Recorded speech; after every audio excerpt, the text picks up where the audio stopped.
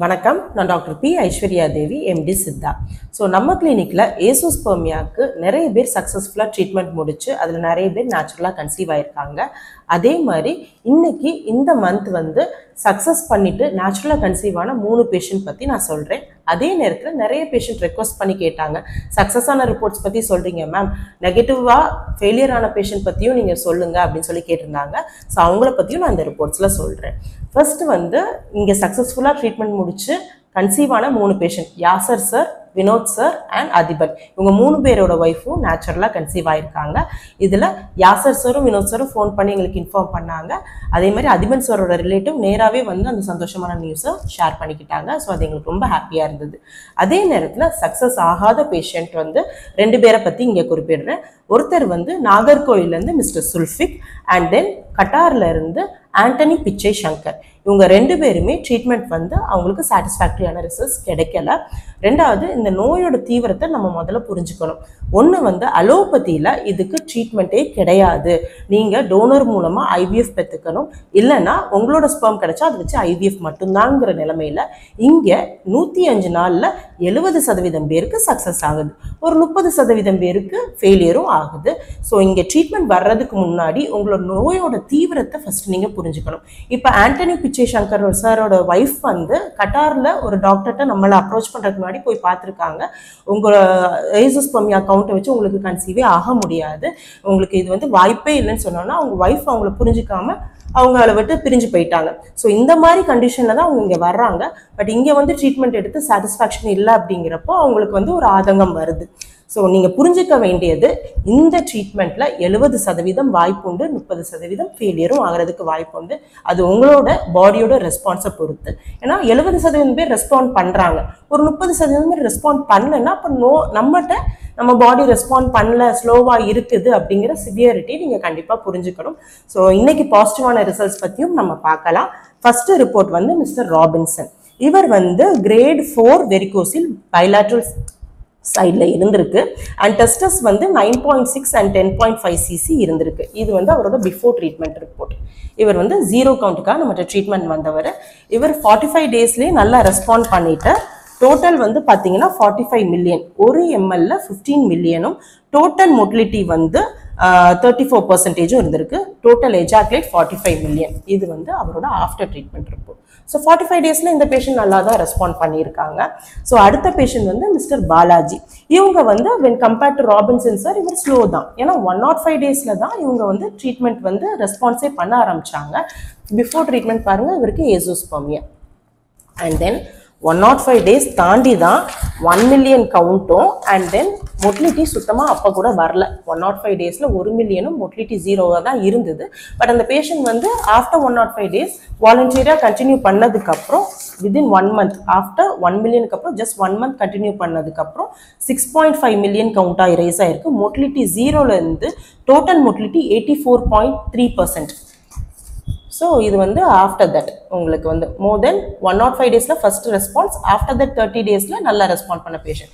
So 45 டேஸில் respond பண்ணுற பேஷண்ட்டுக்கும் 105 days தாண்டி ரெஸ்பாண்ட் பண்ணுற பேஷண்ட்டுக்கும் அவங்களோட பாடி ரெஸ்பான்ஸ் தான் காரணம். மெடிசன் ஒன்று தான், பட் அவங்க பாடி அதை ஏற்றுக்கிட்டு ரெஸ்பாண்ட் பண்ணதுக்கு வித்தியாசத்துக்காக 2 பேரையும் அடுத்தடுத்த ரிப்போர்ட் ஷேர் பண்ணி உங்களுக்கு கம்பேரிசன் காமிச்சிருக்கேன். அடுத்து வந்து மிஸ்டர் ரமேஷ். இவங்க வந்து ஃபர்ஸ்ட் பேபி ஏற்கனவே இருந்திருக்கு, செகண்ட் பேபி பிளான் பண்ணும்போது ஏசோஸ்பெர்மியா ஆயிடுச்சு அவங்களுக்கு. அண்ட் தென் நம்ம கிட்ட வரும்போது இதுதான் அவங்களோட ரிப்போர்ட், ஏசோஸ்பெர்மியா. ஆனால் ஸ்க்ராட்டம் ஸ்கேன் எல்லாமே நார்மல், என்ன ரீசன்னே தெரியல. ஃபர்ஸ்ட் பேபி இருக்கு, செகண்ட் பேபிக்கு 0 கவுண்ட் ஆயிடுச்சு. இவங்க 45 டேஸ்லேயே ட்ரீட்மெண்ட் முடிச்சதுக்கப்புறம் பார்த்தீங்கன்னா டோட்டல் கவுண்ட் வந்து கிட்டத்தட்ட 1.5 மில்லியன் வித் 30% மொட்டிலிட்டி. உங்களுக்கு இது அவரோட ரிப்போர்ட். 45 டேஸ்லேயே நல்லா ரெஸ்பாண்ட் பண்ணாரு.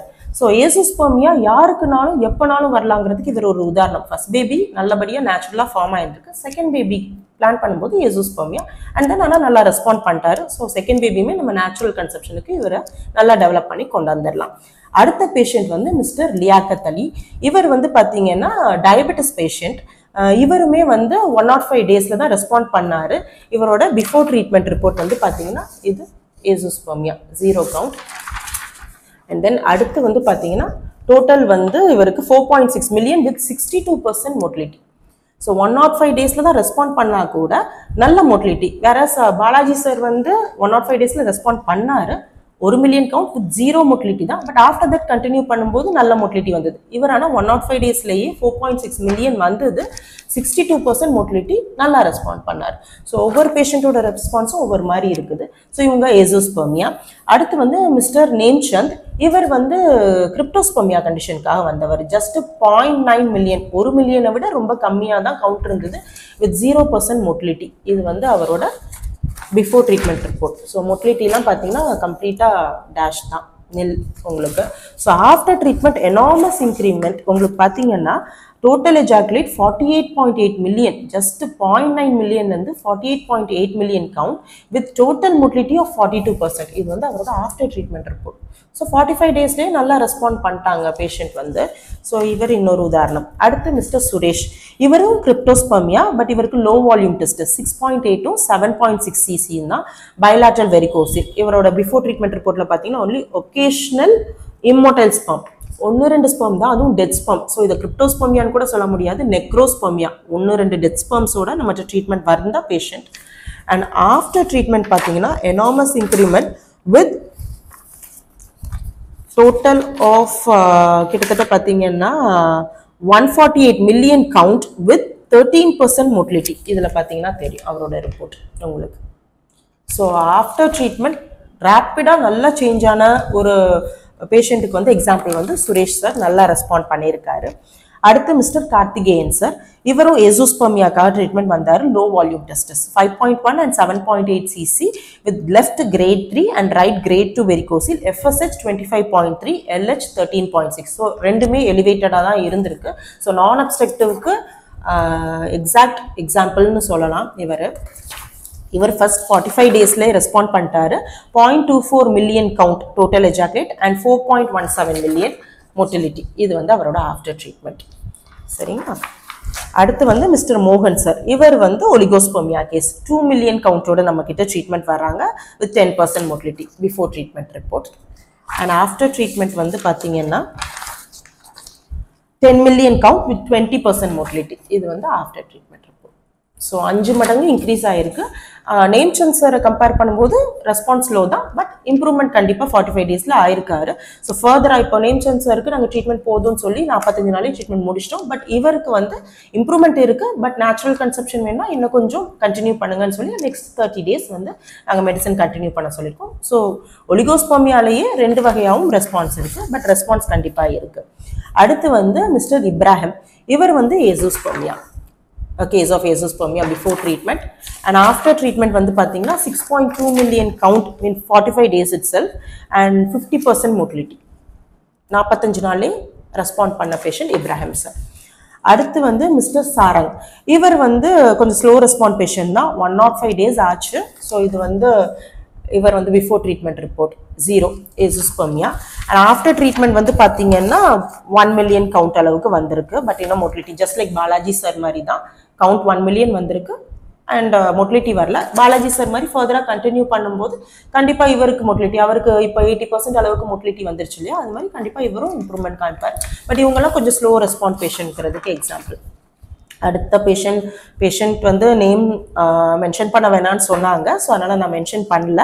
இவர் வந்து ஏசோஸ்பெர்மியா தான், கிட்டத்தட்ட உங்களுக்கு வந்து less than 0.1 million count. So கிரிப்டோஸ்பெர்மியான்னு சொல்லலாம். வெரிகோஸ் வெயின் இருந்திருக்கு, பட் இவர் வந்து ஒரு மிராக்கல் பேஷண்ட். இவர் வந்து பார்த்தீங்கன்னா 30 டேஸ்லேயே இவரோட இம்ப்ரூவ்மெண்ட் வந்து பார்த்தீங்கன்னா 67% மோட்டிலிட்டியோட 3 மில்லியன் கவுண்ட் டோட்டலாக வந்திருக்கு 30 டேஸ்லேயே. நாங்கள் 45 டேஸில் தான் ஆக்சுவலாக எடுக்க சொல்லுவோம், but patient was furious and கொஞ்சம் அவசரப்பட்டு 30 டேஸ்லேயே டெஸ்ட் ரிப்போர்ட் பார்த்தாரு. ஸோ 45 டேஸ் கழிச்சு பார்க்கும்போது கண்டிப்பாக நல்லாவே வந்துடும். லெஸ் தேன் 0.1 மில்லியன்ல இருந்து 67% முதல்ல இருந்தது 100% டெத் ஸ்பெர்ம், இப்போ 67% மொட்டைல் ஸ்பெர்ம் 3 மில்லியனா இம்ப்ரூவ் ஆயிருக்காரு 30 டேஸ்ல. கண்டிப்பா 45 டேஸ்ல நல்லாவே ரெஸ்பாண்ட் பண்ணிடுவாரு. அடுத்து வந்து மிஸ்டர் அம்ஜத், இவர் வந்து பாத்தீங்கன்னா ஃபர்ஸ்ட் 45 டேஸ் வந்து நம்மகிட்ட ஏசோஸ்பெர்மியாக்காக ட்ரீட்மெண்ட் எடுத்திருக்காரு. எடுத்துட்டு 2023ல 45 டேஸ் முடிச்சுட்டு பார்க்கும்போது சிவியர் ஒலிகோ அஸ்தினோடெரட்டோஸ்பெர்மியா, அதாச்சும் அக்கேஷனல் மொட்டைல் ஸ்பெர்ம்ஸ் அப்படிங்கிறது 45 டேஸ்ல ஃபார்ம் ஆயிருந்திருக்கு 2023ல. அதுக்கப்புறம் இவர் வந்து டிஸ்கண்டினியூ பண்ணிட்டாரு. அண்ட் தென் திருப்பி இப்போ 2025ல பிரேக் பண்ணிட்டு போய் பார்க்கும்போது 8 மில்லியன் கவுண்ட் இப்போ ஃபார்ம் ஆயிருக்கு அவருக்கு. ஸோ ஃபர்ஸ்ட் 45 டேஸ்க்கு அப்புறம் ட்ரீட்மெண்ட் எங்கேயுமே எடுக்கலை, நம்ம மெடிசனுமே டிஸ்கண்டினியூ பண்ணிட்டாரு. அதுக்கப்புறம் டயட் மட்டும் ஃபாலோ பண்ணிட்டு இப்போ போய் பார்த்துருக்காரு 8 மில்லியன். ஸோ இவர் என்ன எக்ஸாம்பிள்னா, மெடிசன் சாப்பிட்டது உங்கள் உடம்புல இருக்கிற வரைக்கும் அது கண்டிப்பாக வீணாக போகாது. நீங்கள் டயட்டை கரெக்டாக ஃபாலோ பண்ணீங்கன்னா கொஞ்சம் கொஞ்சமாக அது உங்கள் உடம்புல பூஸ்டப் ஆகிறதுக்கு வாய்ப்பு உண்டுங்கிறதுக்கு அம்ஜத் சார் வந்து ஒரு பர்ஃபெக்ட் எக்ஸாம்பிள். இப்போ வந்து பேஷண்ட் வந்து he is willing to continue the medicines again because improvement கண் கூட பார்க்கும்போது அவர் வில்லிங்காக இருக்கிறாரு. So we have asked him to continue the medicines. அடுத்து வந்து மிஸ்டர் புவனேஷ் சார், இவர் வந்து 45 டேஸில் ரிசல்ட் இல்லை, 75 டேஸில் தான் இவர் வந்து ரெஸ்பான்ஸ் பண்ணார். ஸோ ஃபஸ்ட்டு ரிப்போர்ட் வந்து பார்த்தீங்கன்னா ஏசோஸ்பெர்மியா தான். ஆஃப்டர் தட் 75 டேஸில் பார்க்கும்போது இவர் வந்து 1.2 மில்லியன் கவுண்ட் வந்து ஃபார்ம் ஆயிருக்கு இவருக்கு 75 டேஸில். 105 எடுக்கல, 75 டேஸில் ரெஸ்பாண்ட் பண்ணிட்டாரு. ஸோ ஆட்டோமேட்டிக்காக அடுத்து வந்து மெடிசன்ஸ் கண்டினியூ பண்ணும்போது நல்லாவே ரெஸ்பான்ஸ் பண்ணிடுவாங்க. ஸோ அடுத்த பேஷண்ட் வந்து மிஸ்டர் சங்கர், இவர் வந்து பைலாட்ரல் கிரேட் 4 வெரிகோசீலோட நம்மகிட்ட ட்ரீட்மெண்ட் வந்த patient. He had oligospermia 10 million count தான் இருந்திருக்கு இவங்களுக்கு. ஆனால் இது வந்து அவரோட before treatment. And after treatment பார்த்தீங்கன்னா enormous change with 40 million count and 50% active motility. இது வந்து அவரோட ஆஃப்டர் ட்ரீட்மெண்ட் ஜஸ்ட் 45 டேஸில். இவர் ஒலிகோஸ்பெர்மியா. அடுத்து வந்து மிஸ்டர் அபிஷேக், இவர் வந்து low volume testes 4.3 cc and 6.3 cc ஏசோஸ்பெர்மியாவுக்கு ட்ரீட்மெண்ட் வந்த பேஷண்ட். இது அவரோட ஸ்கேன் ரிப்போர்ட் அண்ட் அவரோட பிஃபோர் ட்ரீட்மெண்ட் ஏசோஸ்பெர்மியாங்கிறதுக்குள்ள ரிப்போர்ட். அண்ட் ஆஃப்டர் ட்ரீட்மெண்ட் வந்து பார்த்தீங்கன்னா 45 டேஸ்லேயே 2.5 மில்லியன் வந்திருக்கு, பட் மோட்டிலிட்டி வரல. ஸோ நம்ம மொட்டிலிட்டி வராத பேஷண்ட் எல்லாருக்கும் நான் இன்சிஸ்ட் பண்ணுறது என்னென்னா, நாங்கள் சொல்கிற டயட்டை யாருமே ஃபாலோ பண்ணுறது இல்லை. 99% யாரும் நாங்கள் சாப்பிடுங்கன்னு சொல்கிறத எதையுமே யாரும் ஃபாலோ பண்ணுறதில்ல. பட் நீங்கள் நல்லா ஃபாலோ பண்ணிங்கன்னா கண்டிப்பாக மொட்டிலிட்டி நல்லா வரும். ஸோ நான் சொன்ன பேஷண்ட் எல்லாருமே இங்கே வரும்போது சொல்கிற ஒரே விஷயம், ஆமாம் மேம் நாங்கள் சொன்னதை டயட்டை ஃபாலோ பண்ணல, மெடிசன் மட்டும் சாப்பிட்டோம், பட் டயட் முக்கால்வாசி ஃபாலோ பண்ணல. நான் சொல்கிறது எல்லாருக்குமே மொட்டிலிட்டியும் நல்லா சேர்ந்து வரணும்னா நாங்கள் கொடுக்குற மெடிசனோட டயட்டை கண்டிப்பாக ஃபாலோ பண்ணுங்க.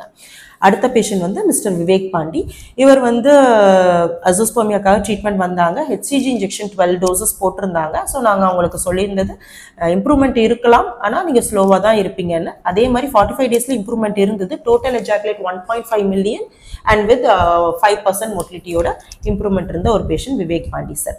அடுத்து வந்து மிஸ்டர் ஜெகநாதன் சார், இவர் வந்து சிவியர் ஒலிகோஸ்பெர்மியாவோட வர்றாரு. ஜஸ்ட் 5 மில்லியன் கவுண்ட் அண்ட் 3% தான் மோட்டிலிட்டி இருந்தது. இது வந்து அவரோட before treatment report. And after treatment வந்து பார்த்தீங்கன்னா 40 million count with total motility of 12%. இது வந்து அவரோட ஆஃப்டர் ட்ரீட்மெண்ட் ரிப்போர்ட். ஸோ 4 மடங்கு இம்ப்ரூவ் ஆயிருக்காரு. அடுத்து மிஸ்டர் முல்லைவேந்தன், இவருமே 0 கவுண்ட் அசோஸ்பெர்மியாக்காக ட்ரீட்மெண்ட் வந்தார். இவர்கிட்ட பெருசாக ஹிஸ்ட்ரி எதுவும் இல்லை, பட் 2019 ஒரு சிவியரான வைரல் ஃபீவர் வந்தது. எனக்கு என்னமோ அதுக்கப்புறம் தான் எனக்கு இந்த மாதிரி ஆயிருக்கும் அப்படிங்கிற மாதிரி பேஷண்ட் சொன்னதை வச்சு வேற எந்த அப்நார்மல் ஹிஸ்ட்ரியும் எதுவும் கிடையாது. இவர் 0 கவுண்ட்டுக்காக வந்தார். 45 டேஸில் 0.5 மில்லியன் வித் 30% மோட்டிலிட்டி. இது வந்து அவரோட ஆஃப்டர் ட்ரீட்மெண்ட் இருக்கும்.